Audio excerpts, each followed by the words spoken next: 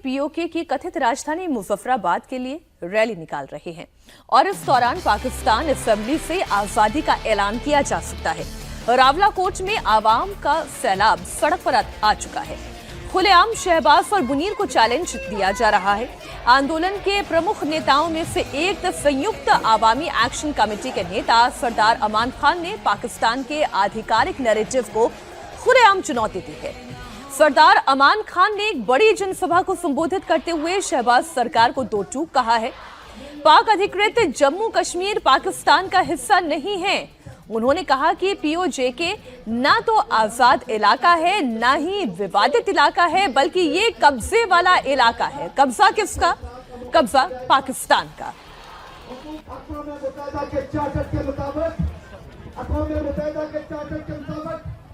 ये इस पर क़यादतें मौजूद हैं और उन क़यादतों की मौजूदगी में ये एक डिस्प्यूटेड टेरिटरी है, ये एक मुतनाज़ा इलाका है, लेकिन ये मुतनाज़ा नहीं है, ये मकबूजा इलाका है, ये मकबूजा इलाका है, इस पर कब्जा है, इस पर चोरी करता है, ये एक मुतनाज़ा इलाका है। और जब अमान ये बात कह रहे हैं तब आगे भीड़ कितनी बड़ी है ये बात एकदम स्पष्ट बताती है आलोक जी कि अब शहबाज और मुनीर के चंगुल से किसी भी वक्त ये हिस्सा आजाद होने जा रहा है। देखिए, जिस तरह से लोगों का भीड़ आप देखिए कि हजारों और उस पे बच्चे भी, इस तरह के जहां पर गोलियां चल रही हैं, 60-70 लोग आधिकारिक रूप से तो इतने लोग मारे जा चुके हैं इस एक महीने के दौरान जून में। ऐसी स्थिति में मुझे लगता है कि एक विस्फोटक स्थिति है। बलूचिस्तान से ज़्यादा भयावह स्थिति यहाँ की है। बलूचिस्तान में भी बहुत ज़्यादा, बलूचिस्तान भी बिल्कुल विद्रोह अपने आप घोषित किया चुका है।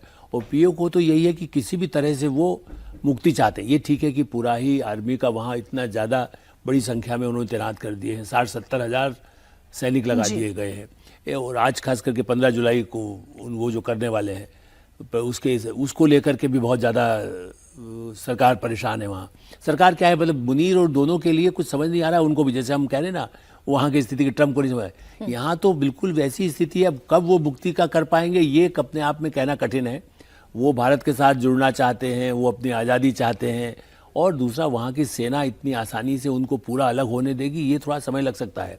लेकिन हाँ, अब उनके कंट्रोल में लगभग नहीं है पीओ को। ये तो साफ इस तस्वीर से दिखाई दे रहा है।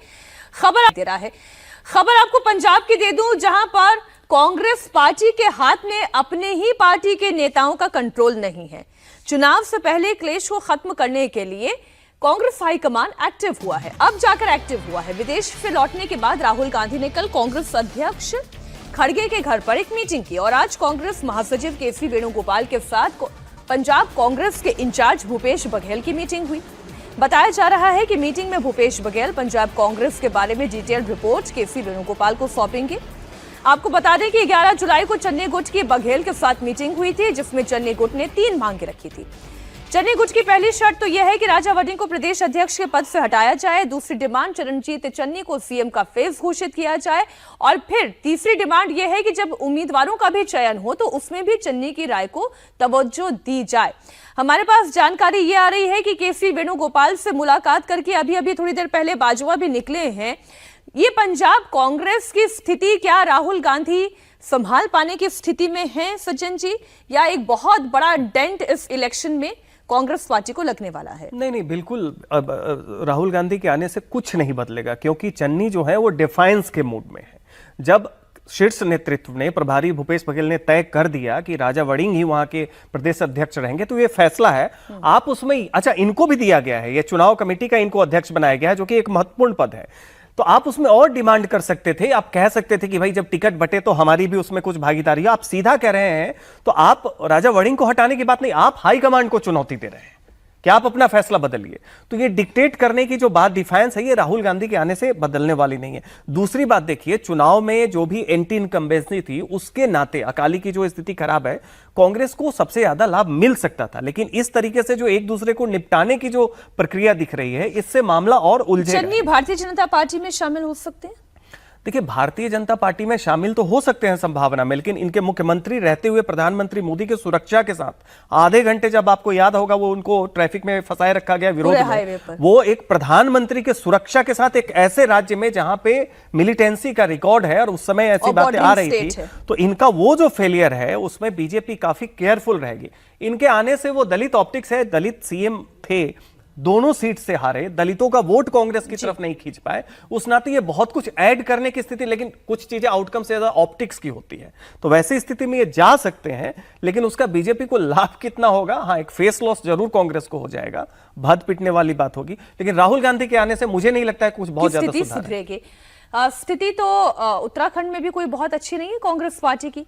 2 दिन के बाद राहुल गांधी की उत्तराखंड की राजधानी देहरादून में एक रैली है और ये रैली परेड ग्राउंड में होनी थी, लेकिन उससे पहले जिला प्रशासन ने परेड ग्राउंड की परमिशन को रद्द कर दिया और बन्नू स्कूल ग्राउंड में रैली आयोजित करने की अनुमति दी, जिससे कांग्रेस भड़क गई।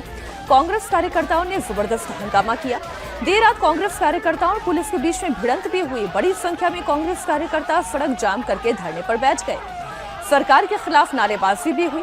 उनका कहना है कि राहुल गांधी की रैली से सरकार डर गई, इसलिए रैली को कैंसिल करवा रही है।